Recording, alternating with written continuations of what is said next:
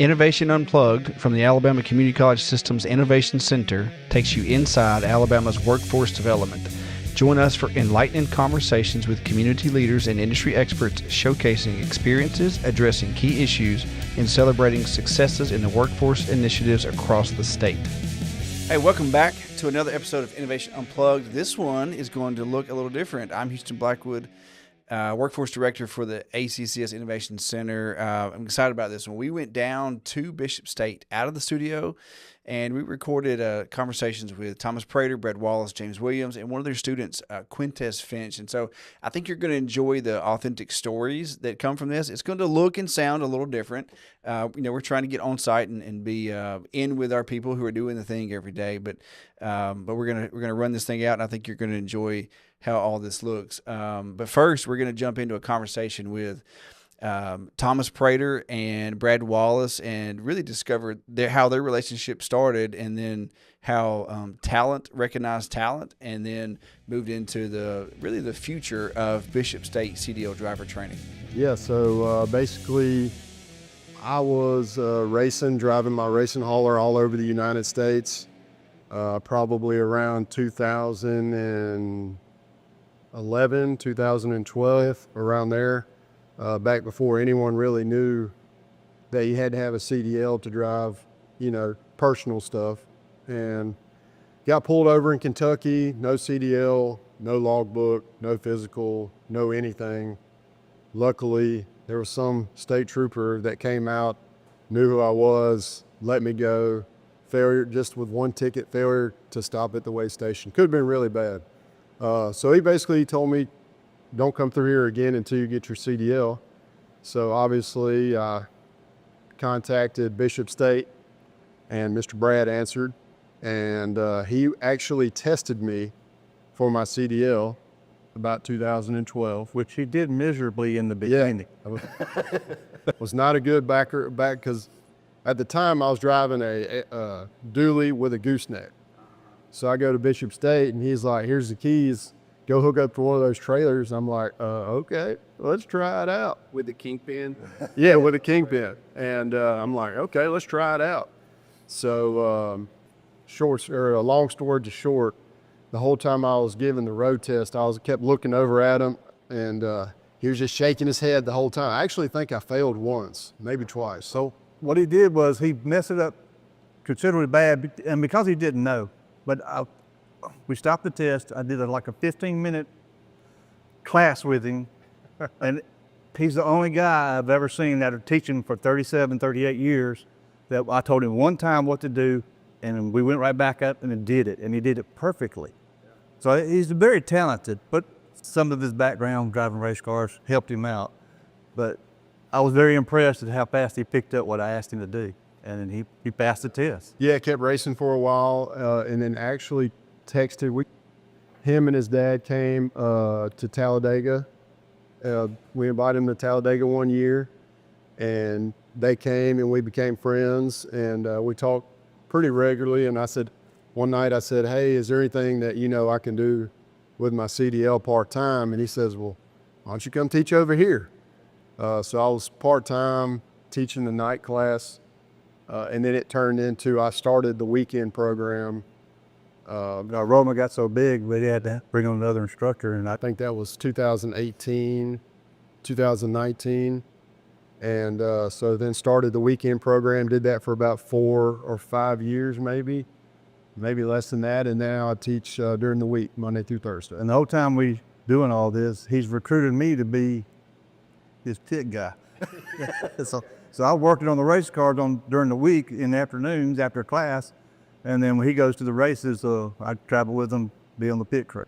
Well, actually, my dad invited him and his dad to Talladega, and I really didn't know him. I mean, I knew he tested me and he helped me out, but I really didn't know him. And then him and his dad and maybe a couple other people came, and then we just became friends after that. And my dad was diagnosed with cancer. This was 2015. Or 2014, and my dad's been to a lot of races, and my parents lived in St. Augustine, Florida, so he goes to Daytona all the time. Big NASCAR fan. And when he got diagnosed with cancer, I asked his dad, I says, can you get us tickets to Talladega? He says, I'll do even better than that. I'll get y'all in the pit with us.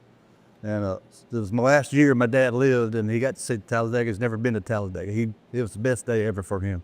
And thanks to his dad and Thomas, they made it very special. Yeah. Okay. So there's a lot of history here. There's a lot of history in that ponytail too. Tell us about ponytail. The short of it is I got tired of paying for haircuts. And it was just so easier to let it grow. Gotcha. That's that. I call him. Depending on who I'm talking to, I refer to him as the ponytail man. You know, instead of Mr. Brad. Everybody knows who he is when you say the ponytail man. Oh, okay, yeah. Of course, the one thing I will say though, whenever we first started hanging out, Talladega, his ponytail started here. So, Well, the reason I hired him because when I tested him, I seen how good he was and how fast he picked it up. I said, this guy's going to be great. So I hired him, and I didn't realize how good he was. He's basically taking half my work off me. By now, he can do everything I can do, sometimes even better. So I knew he was a special guy to help come into this field and maybe take over for me when I'm gone, which I don't have very many years left doing this.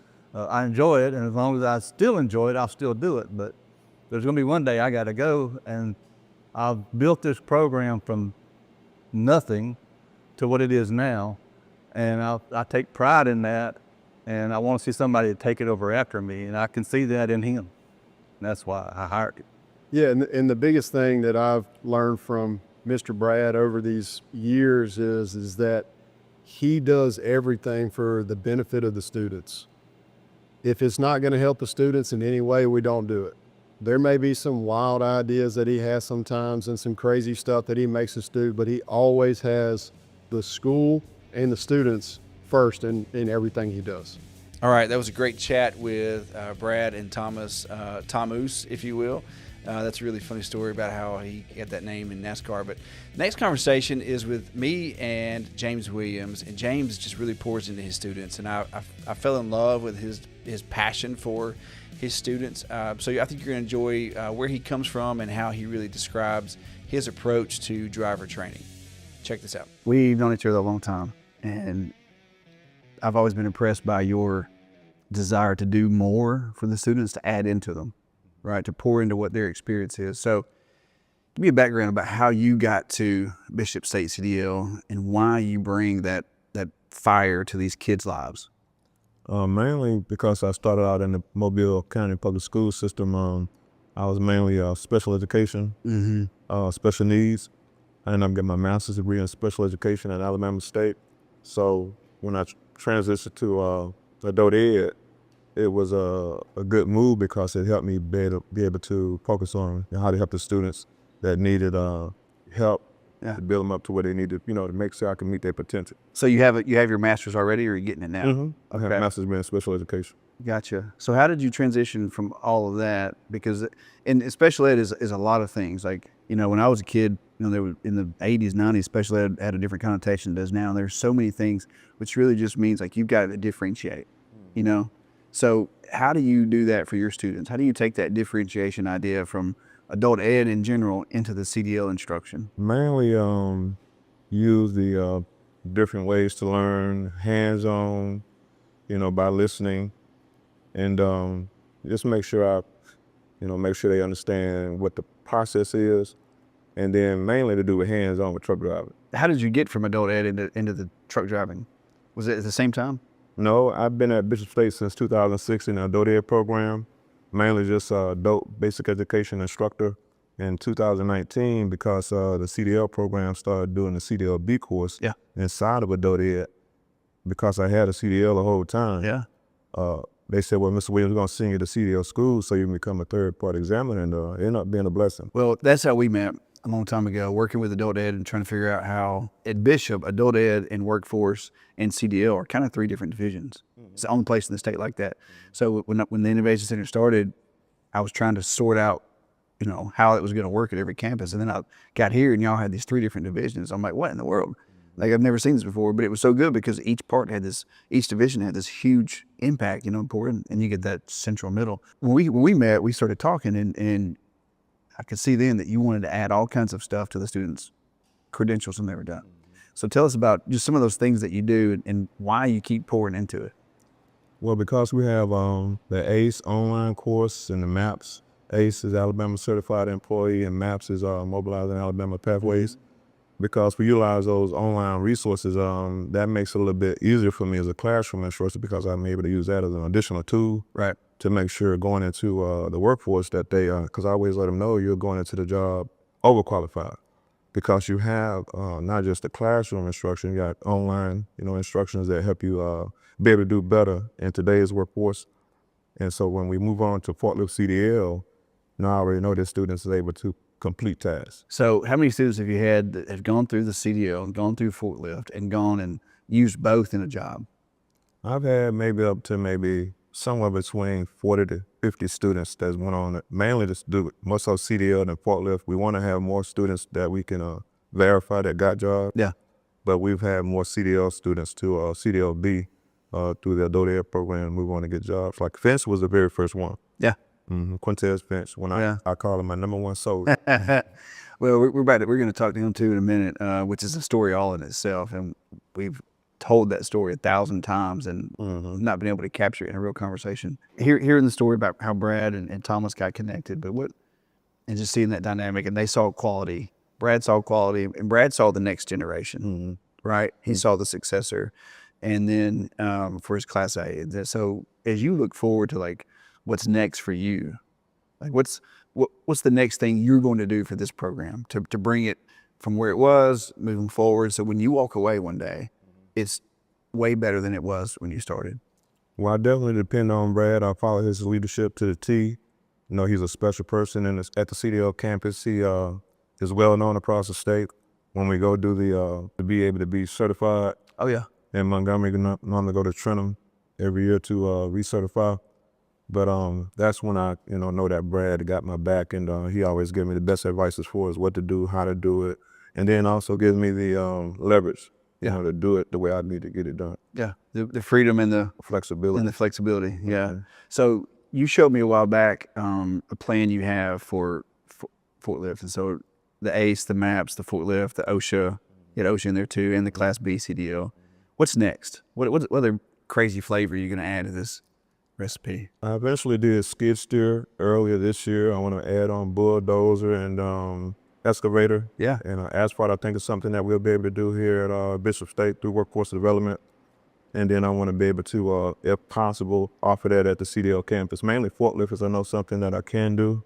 What I have now may not be the skills for success forklift course that I could that we could possibly offer at the CDL campus, but that's on my agenda. Yeah. So would you take that those heavy equipment courses and then maybe add in the component of like trailering and binding and chains? Because we don't teach that in a normal CDL course, but if you're going to really pour into those kind of kids that are going to go to a construction company and transport large machines, like is that something you could do? Yeah, I would. I like to take on a challenge. I like to see what the students are doing so I can better help. Because if I took the skid steer class myself with the theory side, and then I'll move on to the hands-on, so when they're doing it, I have a better idea of how I can help, how long it should take, and just try to master my craft as far as being the best type of instructor and trainer, that I can be. Yeah, and really creating those overqualified students. I love that. Going to the job overqualified. Yeah. We talked yesterday to the Alabama County Commissions Association. And so the guys who maintain all the dirt roads, maintain all the roads out in the city. And they talked about having a flagger and traffic control course. And they don't necessarily hire for that, but anybody that has that, they snatch them. Yeah. And they want that person on their team. And so I see that too. Like if these students if we had a course that maybe you helped us design, but it was trailering, binding, chains, and then in addition to the Class A, CDL Class B, it would be really good. Yeah. I see that. Good future. I think I did see some of those things inside of the skid steer theory coursework that I did as far as type of asphalts and the front to the beginning to the end process as far as what happens in that type of industry. So I'm always willing to learn more I'm a left-handed person, so Oh, you're creative. You're one of those creatives. I've been checking to see that it was National Left-Handers Day back August the 13th. I didn't know a lot about it, but I've been investigating it Yeah. ever since. So learned a lot of good stuff. So two employees on our team that drive me crazy because they're always coming up with ideas are both left-handed. And I'm like, how did I hire two left-handed people on the same team? But it's good because their ideas are always out of left field, but they're so good and they're so detailed. So it's good stuff. All right, you can tell how much James loves his students and loves what he does every day. And you're going to hear in the next segment how he really applies that. And hear from a student. Quintez Finch came to the Innovation Center in Bishop State early on in our CDL training model. So I think you're going to really love the interaction and how what Quintez did and what he helped Bishop figure out, how that became their model for helping all students who are in Quintez's situation in life. Well, initially, we in the Adult Ed program was doing a CDLB course with Michael Lott and then Shannon Lott was two instructors that initially came from the CDL campus to do the CDLB course. Then eventually, because Mr. Spears, the Dean of Workforce Development, he was always setting it up for me to eventually do the course myself. So the first course that I was able to do, just independent as the primary instructor, Quintez Finch was part of that class. There was 4 people in that class, and he was outstanding as far as the classroom side. He was real aggressive as far as trying to get to the permit. He was trying to upgrade from where he was, working at Postal Service at the time. So he was able to get over, he got the permit in a short period of time, like was featured in the first video that he did, and then moved on to eventually get a job at Coastal Ready Mix. So I was always willing to, I wanted to see, what his elevation was as far as going from where he was and meeting his goal. So that was real special for me to be able to be there and see, his progress to get to where he is now. It was good. It was smooth, easy. I got to where I wanted to be in life, and I'm making good money. They supported me real good.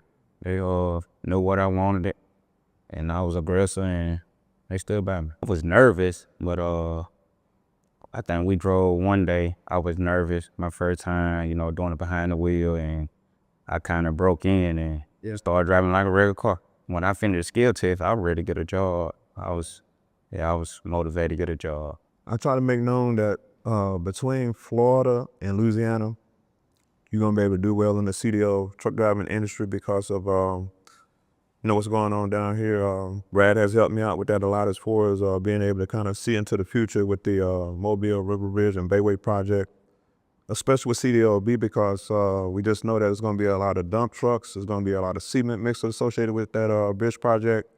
So I let the students know that you get a CDL here in this local area from Florida to Louisiana, you're gonna be able to do well.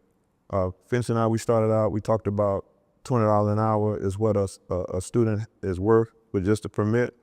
And Finch, he took that information and got on with Coastal Ready Mix and was making maybe about $17, $18 an hour starting out. But because I think just what we focused on, he was able to move up to Bayou Concrete was the name of that company at the time. So now I think it's MMC. Yeah. And we are very proud of Finch that he was able to upgrade to making even better money in a short period of time. I think because the story he told me was because of he was somebody that was dependable. The dispatcher said, look here, we're gonna do what we need to do to make sure that you get compensated, for your ability and professionalism. So that helps me be able to tell and instruct other students as far as if you want to get out there and do well, then we can use Finch blueprint, to be able to know how to get out there and do well just locally with just CDLB. Of course, we do the CDLA as well. I do more CDLB through innovation than I do CDLA. And Brad also gives me the flexibility to do A, when I need to, when I'm able to. And now we're just looking for further success, with the CDLB program through the truck driving campus, and doing even better with innovation as far as making sure we're following all the steps, in order. Well, that's easy to explain. I was considered to be an alternative student when I was coming up through public school. So once I finished high school and went on to college, I started to understand that some people, they start to learn better, you know, when they mature. So that's one of the things that helped me have the kind of mindset and mentality to be able to help students just regardless. I always let them know, I want to be able to take you from where you're at and build up to where you need to be. So I try to say a lot without saying too much. So that's my passion, you know, to be able to tell students that I want to put you in a situation where you can load the truck and drive the truck. So I say a lot of things over and over and over, different, I call them parables, you know, that I use in class. And I think the students, they take on to that. I did well as far as the total number of completions of forklift students. I think we was told that we the #1 IET completing course with forklift and CDL in state of Alabama, and Ms. Hodge would appreciate me making that known that we #1 in the DODER program. But that's my passion, is to be able to help people that I can relate to the background. I think when they come in my classroom, they can relate to me as well. So I talk loosely, but I talk professional, try to inspire them. You know, give him the kind of words to do it. I'm gonna come back and see what else he got to say, you know. So that's something that I make sure we have fun in class as well. I'm stern, but I'm also, I like to laugh and, you know, make sure the students appreciate and understand that they're doing good for themselves just by being in the classroom, especially in the DODER realm, to do it. Most of the time the students, maybe they didn't do well, maybe they've been told what you can't do. So I always say, I'm not here to tell you what you can do, I'm here to help you what you can do. We always use positive, you know, terms to make sure the students feel appreciated.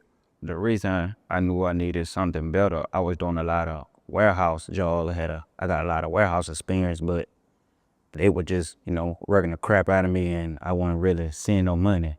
I was getting hours, but I was getting paid every 2 weeks, and I really wasn't seeing no money for real. So I had to find something else better, and I had a friend that was doing CDLs.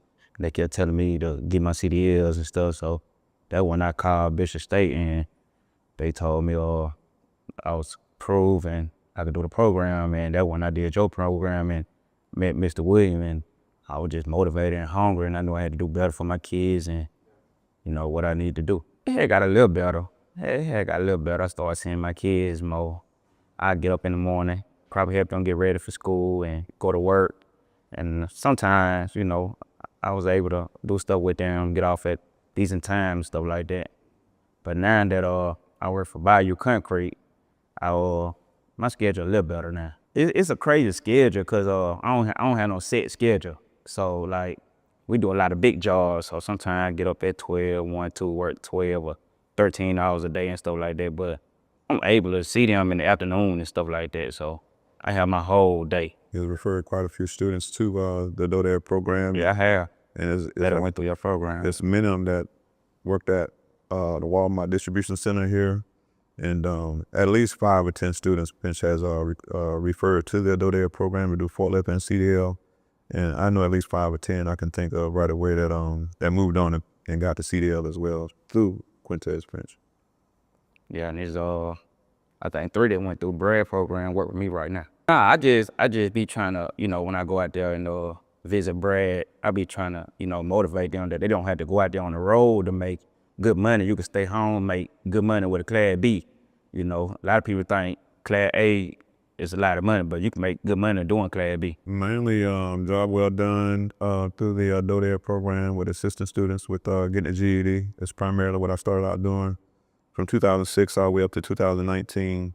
So since 2019, I've been a little bit more to do a career pathway, workforce development, skills for success, and I want to be able to look back and be able to be proud of you know, the students that I was able to help, and the knowledge that I was able to give to students to go out there and not only help themselves, but help their families and the community as well.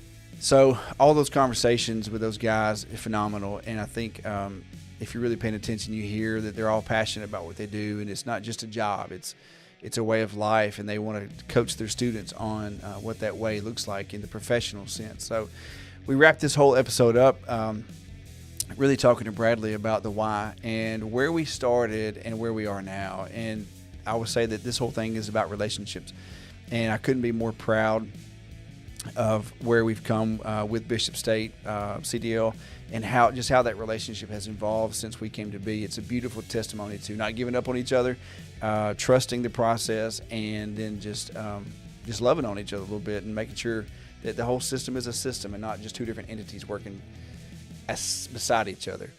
Check this out. I think you're going to love it. Brad, thanks for sitting down with us. No problem. You giving us all this time. So the stories with you and Thomas and that background was phenomenal, and seeing your vision for, seeing your ability to see the future in somebody, you know, and then investing in that for so long. So take us through what it was like for you prior to the ELDT change, and you had your program and you do what you wanted, met ALEA standards. But then that transition when the Innovation Center came along, and more or less we bullet our way into the CDL world, the theory world, and the funding. So walk us through what that was like. And I encourage you to be real, because I think the audience needs to hear the end of this story as well as how it started. Understand. I've always had a really good program down here as far as participation with students, and we've always had large classes, and I've got 18 employees. So to accommodate, the more people you bring in the program, it's a fine line to how to manage stuff. But as more people you bring in, the more help you got to have to take care of those, and more equipment you got to have. And we were rocking along pretty good, and then COVID hit, and we were all forced to change how we do things. And that's, like I said, I've been doing this for 37 years, 38 years now. And I've had my program ironed out where it just runs itself. I didn't have to do too much.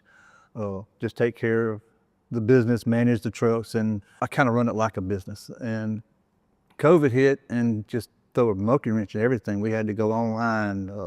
And thank goodness I hired Thomas just before that. We had to figure a way to learn how to do Canvas. We didn't know. It's a big transition. And get everything put into Canvas, find a program that we could get in there fast, which we used J.J. Killer at the time, but we've modified it to be our kind of own now. But it was a lot of hair pulling.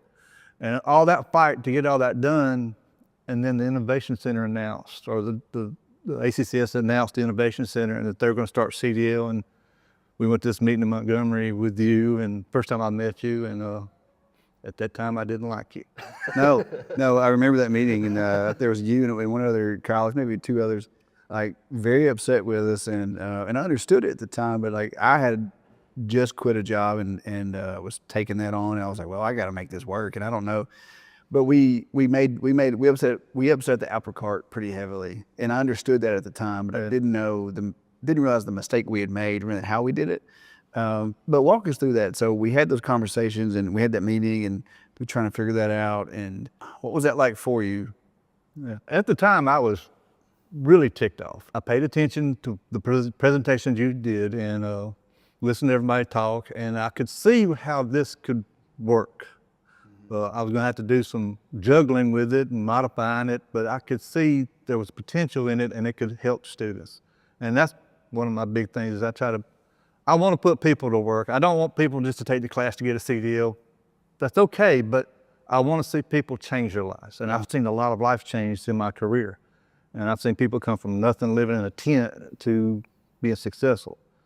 And I could see how the Innovation Center could work and how it can change lives. And that's what I tried to model what I was doing with it, because y'all pretty much gave it to us and said we could do anything we wanted to with it. And that's what I kind of did, and I kind of molded it to what worked for me and for Bishop. And without the help and back support from my president, Acarine Spears, Klaus, Dr. Turnberg, and yourself, helped me make it what we're doing now. And I think we're doing pretty good with it. We could do better, but some of the stuff y'all did with innovation, I was trying to do with mine, but I didn't have the manpower or the IT support to do what y'all did, which was what I turned to start liking about the Innovation Center. Good. You mean the theory part, how it works? And how he's getting it set up, and the process that y'all got to get people in and out. And how many students, we appreciate that, but how many students do you think you've served, like just in the from January 1 till now? From January 1 till now, we've done about 144 students. That's Class A and Class B together. But we really helped out a lot of people. So it's 144 students just this year, just this 2025. Yes, sir. And we've been doing this 22, 23, 24, 25 now, right? So figure those numbers. But that's 144 people who've gotten a new job, which was better than their old job where they wouldn't have Or wanted to be- upgraded their job. or upgraded to be more, maybe more hours. And I think that word of mouth down here on the coast, of course, we tell them all the time, if you're not, if you want Class A, the flagship is over there at Bishop. One of the things that makes me most proud about everything we've done, though, I'll be honest with you, is we were talking about it outside earlier. From that first meeting in March, January of 2022, to watching that truck drive away, your truck with your logo and our logo on it, right? Like you chose, we didn't make you do that. We didn't even ask you. Like you chose to do that. Tell us why, why you said, let me put that logo on my truck. Because that truck is yours. That brand is yours. You built it. You built this whole thing. You said earlier from nothing. So you chose to put that brand on there right next to yours. And that means the world to us. Tell us why. Well, I wanted to represent the Innovation Center and what they've done. And I want the students to see that logo on that truck, how the Innovation Center has helped them and where they can get their roots back from. There's an old song that Eminem sings that starts out with opportunity. Yeah. And you're going to let it pass you by or you're going to take charge of it. Now, I want students or potential students to see this as an opportunity for them to change their lives and do better. Yeah. Well, I think you've done that. I always tell folks as we start new programs and that we struggle, I say, well, you guys remember, this is internal. I say, you guys remember when we started the CDL program, we didn't do it right. We didn't have the best plan, but we gave it out there and we gave it to the colleges. And teams like Bishop and Bradley's team made it work and gave us a model, right, to help other people. So whatever else we keep building. Now, it's probably your worst enemy in the beginning. Well, you had a lot of opinions, yes, and good ones and correct ones. And they were shared by other colleges, but now we share logos, we share the TPR, and we've got all that worked out. And so now really ultimately the barriers are out of the way for the students. Exactly. Who need that, who can do the short-term program. But you also still had your 4-credit running with the longer, the more traditional classroom or more traditional driver training. Most of the people that take the 4-credit program are looking to go over the road. Yeah. They're making a career change. And in any truck driving program you go to throughout the state, you have to be committed to make that career change. Yeah. Because once you complete the program, your certificate is not really good at 6 to 8 months after you complete it. Right. Companies won't recognize it anymore. So when you get ready to do this, you need to be committed. Yeah. And make that opportunity happen for yourself. And change jobs and do what you got to do to make it work. Yeah, truck driving's not for everybody, and everybody don't know what they think they want to do it. It's a hard life, but there's a good income in it for a lot of people that find out they can do it.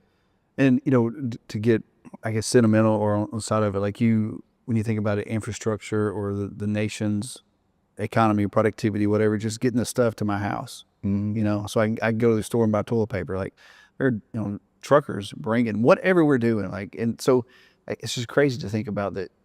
We don't think about as regular citizens what it takes to get the stuff on the shelf. Exactly. To get anywhere, to get the fuel in my car. And that's what I tell my students when I first come to class. The first question I ask them after we do our introductions is, name me one thing that you didn't get or that cannot be delivered by a truck. And I give them to the end of the class to answer the question. And they struggle with it. They're all through the program. They're trying to find out or come tell me, what about this? What about this? What about that? I said, the truck delivered every bit of it. Every bit of it, man. Exactly.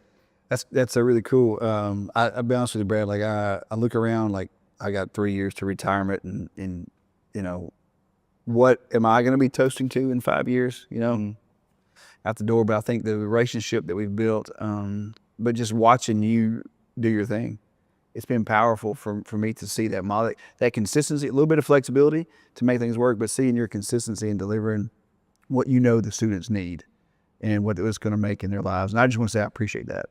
Well, thank you. It's been We appreciate everything you've done for us. It was a hard road, but we made it. Well, we made it. We made it. So it's good stuff. What are you toasting to in 5 years? 5 years, I hope to see my granddaughter graduate from high school, but also I will sit back and reflect on all the students that I've had the opportunity to touch their lives and make it better. Yeah. That's more rewarding than any paycheck I could ever get. Yeah. change lives. That's why I do what I do, because we don't make a whole bunch of money doing this. No, state workers, teachers don't. Well, I appreciate you, Brad. Thank you. It's been an absolute pleasure. We're not done.